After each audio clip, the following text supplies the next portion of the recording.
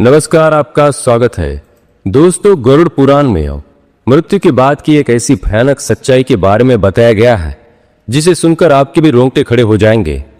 छोटे बालकों की मौत क्यों हो जाती है? क्यों छोटे बच्चे अपने माता पिता को छोड़कर चले जाते हैं? यानी कि हम ये कह सकते हैं, छोटे बच्चों की अकाल मृत्यु क्यों हो जाती है? क्यों माता पिता को अपने छोटे बालक को खोना पड़ता है? किस पाप के कारण छोटे बच्चों की मौत होती है, या इसमें उनके पिछले जन्म के कर्म होते हैं? तो इस विषय में भगवान श्री कृष्ण ने गरुड़ जी को बहुत ही महत्वपूर्ण ज्ञान दिया है। उन्होंने एक कथा सुनाई है। उस कथा में एक माँ अपने पुत्र को विष खिलाकर मार डालती है, और जब बाद में उस बालक की आत्मा वापस लौट कर आती है और वो अपने माँ बाप से एक बात कहती है, जिसे सुनकर उस बालक के माता पिता के रोंगटे खड़े हो जाते हैं। जिस माता ने उसे विष खिलाया था, उस माता को भी पश्चाताप होने लगता है। लेकिन आप जानकर चौंक जाएंगे कि उस माता ने उस बालक को विष क्यों खिलाया। और यह भी सबसे महत्वपूर्ण बात है कि बालक की आत्मा वापस लौटकर कैसे आती है और उन लोगों से क्या कहती है। ये जरूर सुनिए दोस्तों। तो चलिए आपको वह कथा सुनाते हैं। प्राचीन काल में शूरसेन देश में राजा चित्रकेतु नाम के प्रतापी चक्रवर्ती सम्राट राज्य करते थे। उनका एक बहुत ही वैभवशाली राज्य था, जहां पर सभी प्रजा, सभी पशु पक्षी, प्राणी सभी प्रसन्न थे। राजा की उदारता के कारण हर तरफ खुशहाली और सुख समृद्धि थी। राजा चित्रकेतु की 1 करोड़ से अधिक रानियां थी, ऐसा शास्त्रों में कहा गया है। लेकिन राजा को एक भी संतान नहीं थी। दुर्भाग्य से इतनी रानियां होने के बावजूद भी, इतने अपार धन संपत्ति, ऐश्वर्य, सौंदर्य संपन्न, बल, शक्ति, ओज होने के बावजूद भी राजा को कोई संतान नहीं थे, जिस कारण से राजा सदैव ही उदास और अशांत रहता था। वंश आगे बढ़ाने की तीव्र इच्छा और गोद में पुत्र को खिलाने का सपना उसके मन में दिन रात मत्ता रहता था। फिर आगे क्या होता है? महर्षि अंगिरा राजा के राजमहल में पधारते हैं। राजा चित्रकेतु उनका स्वागत करता है, उनको सम्मान देता है और विनम्रता पूर्वक हाथ जोड़कर उनके सामने खड़ा हो जाता है। महर्षि अंगिरा राजा से कुशलक्षेम पूछते हैं और कहते हैं, राजा तुम्हारे पास सब कुछ है, मंत्री, मित्र, कोष, सेना, धन संपत्ति, इतनी सारी रानियां हैं, लेकिन फिर भी तुम्हारा मुख देखकर मुझे चिंता हो रही है। तुम्हारे मन में प्रसन्नता नहीं है। बताओ तुम्हारे मन में कौन सा दुख है? तब राजा चित्रकेतु बताता है, हे भगवान, मैं भाग्यशाली हूं। मुझे विशाल साम्राज्य और ऐश्वर्य मिला, सब कुछ मिला, जो चाहिए वह मिला। लेकिन मुझे सबसे अधिक जिस चीज की जरूरत है वो मेरे पास नहीं है। मुझे संतान नहीं है। मेरे पास कोई पुत्र नहीं है जो मेरे बाद मेरे वंश को आगे बढ़ा सके, मेरा पिंडदान कर सके, मेरे पितरों को तृप्ति दिला सके। लेकिन मेरे भाग्य में ऐसा कुछ भी नहीं है। राजा की बात सुनकर महर्षि अंगिरा को उन पर दया आती है और वे कहते हैं, राजा, पुत्र प्राप्ति का सुख क्षणिक है और कई बार संतान न होने से बहुत अच्छा होता है। हे राजा, जिस प्रकार संतानहीन लोग दुखी रहते हैं, वैसे ही जिन्हें पुत्र है वे भी सदैव ही दुखी रहते हैं। पुत्र प्राप्त करना भी दुख का ही कारण होता है। ऋषि की बात सुनकर राजा कहता है, हे महाराज, पुत्र प्राप्ति के लिए मैं कितने ही प्रकार के दुख झेलने के लिए तैयार हूं। चाहे मेरा पुत्र मुझे रुलाए, दुख दे, कष्ट दे, लेकिन मैं पुत्र का मुख देखना चाहता हूं। पुत्र का मुख देखे बगैर मैं मृत्यु को प्राप्त होना नहीं चाहता। राजा का इस प्रकार से दुख भरा आग्रह सुनकर महर्षि अंगिरा को दया आ गई और उन्होंने कहा, राजन, तुम्हें पुत्र प्राप्ति के लिए पुत्रेष्ठ यज्ञ का आयोजन करना होगा। इस यज्ञ के समापन के बाद जो द्रव्य उत्पन्न होगा उसी से संतान प्राप्त होगी। फिर राजा चित्रकेतु महर्षि अंगिरा की सहायता से पुत्रेष्ठ यज्ञ करता है और पुत्रेष्ठ यज्ञ संपन्न हो जाने के बाद महर्षि अंगिरा रानी को एक प्रसाद देते हैं। जो राजा की प्रिय रानी है उसको एक पेय देते हैं जो यज्ञ से उत्पन्न हुआ है, और उसी पेय को पीने से रानी को संतान की प्राप्ति होगी। लेकिन महर्षि अंगिरा रानी को प्रसाद देते हुए कहते हैं, हे रानी, तुम्हें ऐसा पुत्र होगा जो तुम्हें सुख भी देगा और दुख भी देगा। इतना कहकर महर्षि अंगिरा वहां से चले जाते हैं। फिर उस पेय को पीने के बाद रानी गर्भवती होती है और पुत्र को जन्म देती है, जिससे सभी नगर में प्रसन्नता फैलती है। राजा भी बहुत प्रसन्न होते हैं और फिर मिठाइयाँ बांटी जाती है, दान धर्म किया जाता है, प्रजा को भी वस्त्र आदि का दान किया जाता है। नवजात बालक के आगमन के साथ ही चित्रकेतु अपने समस्त कार्यों को भूल जाता है और पुत्रमय हो जाता है। पुत्र के साथ खेलने में, उससे प्रेम करने में इतना डूब जाता है कि सारे संसार को भूल जाता है।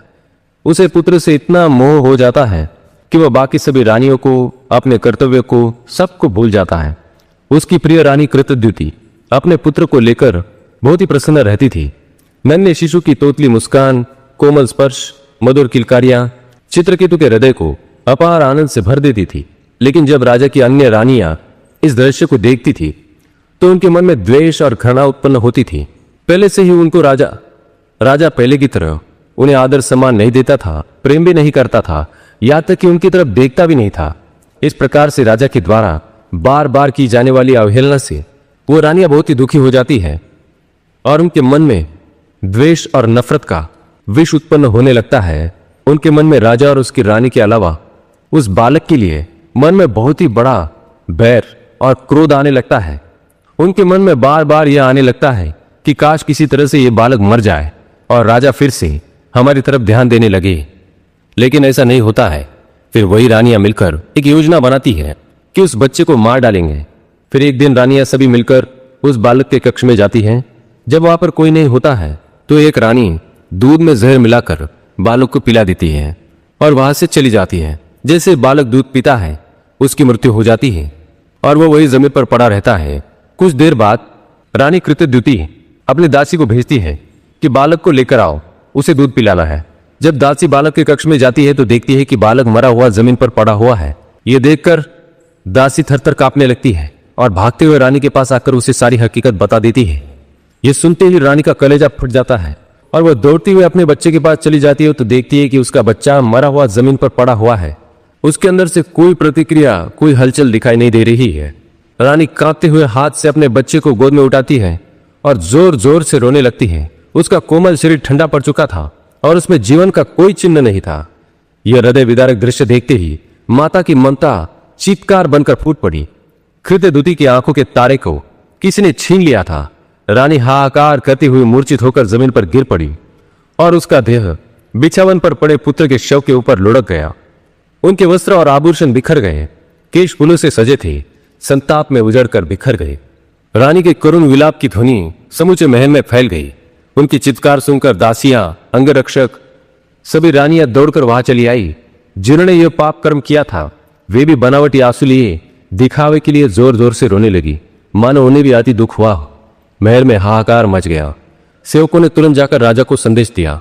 राजा ये सुनते ही दौड़ते हुए अपने पुत्र के पास आए। जब उन्होंने देखा कि अपना पुत्र जमीन पर मरा पड़ा हुआ है तो उनके हाथ पांव ठिठक गए। उन्हें अनिष्ट की आशंका होने लगी। राजा बदहवास होकर जमीन पर गिर पड़े। उनका कंठ सूख गया। रानी कृतद्युति भी मूर्छा की अवस्था में वहीं पर पड़ी थी। जब फिर से रानी को होश आया तो वह चीख चीख कर अपने बेटे को पुकारने लगी, हे विधाता, तूने एक कैसा अन्याय किया है। एक मां की गोद से उसका लाल छीन लिया। इस प्रकार से विधाता को दोष देते हुए रानी जोर जोर से विलाप करने लगी और राजा भी अपने पुत्र की मृत्यु को देखकर बहुत जोर जोर से विलाप करके रोने लगी। भगवान श्री हरि विष्णु इस सारी घटना को देख रहे थे। उन्होंने महर्षि अंगिरा को आदेश दिया कि वे जाकर महाराज चित्रकेतु की सहायता करें। तब महर्षि अंगिरा नारद जी का आवाहन करते हैं और नारद और महर्षि अंगिरा दोनों राजा चित्रकेतु से मिलने के लिए उनके महल में जाते हैं। वहां देखते हैं कि राजा चित्रकेतु और रानी दोनों ही रो रही है जोर से। तब महर्षि अंगिरा राजा को बहुत समझाते हैं, राजन अपने आप को संभालो, यह मोह त्यागो और सत्य को समझो। तुम जिस बालक के लिए इतना विलाप कर रहे हो वह इस जन्म में या इसके पूर्व के जन्म में तुम्हारा कौन था, तुम उसके कौन थे? अगले जन्म में भी ये तुम्हारे साथ आएगा कि नहीं, इसके साथ तुम्हारा क्या संबंध रहेगा? कुछ विचार करो। जैसे बहती नदी की धारा में रेत के कण मिलते हैं और बिछड़ जाते हैं, वैसे ही इस संसार में जीवों का मिलन और वियोग होता रहता है। इसलिए शोक का त्याग करो।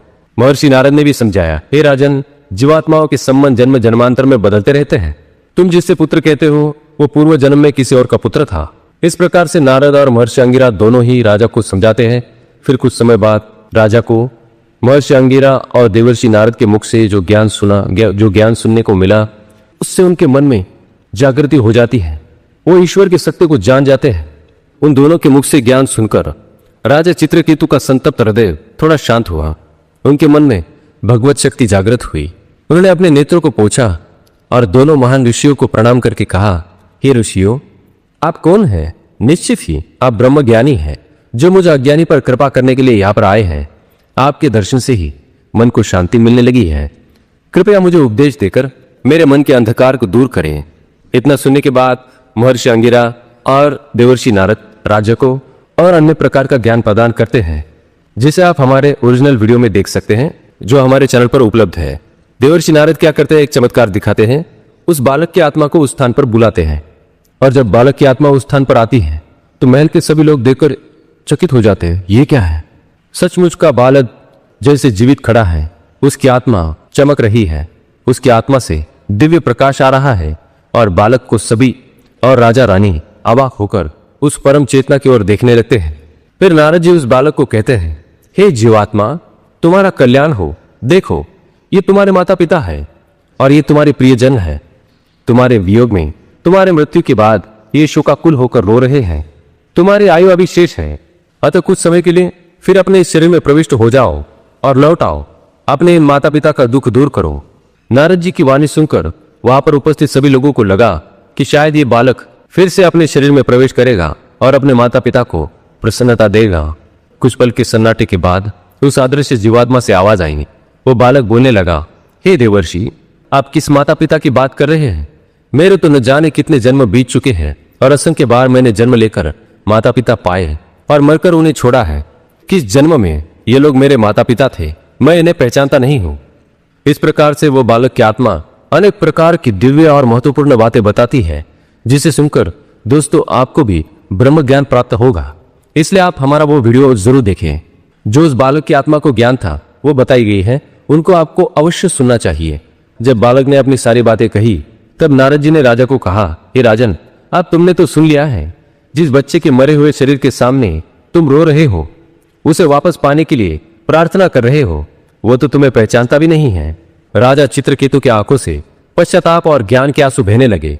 उन्होंने स्नेहपूर्वक मृत बालक के मस्तक को सहलाया और धीमे स्वर में बोले, जिसके लिए मैं रो रहा था, जिसके वियोग में व्याकुल हो रहा था, वह तो मुझे पहचानने तक से इनकार कर रहा है।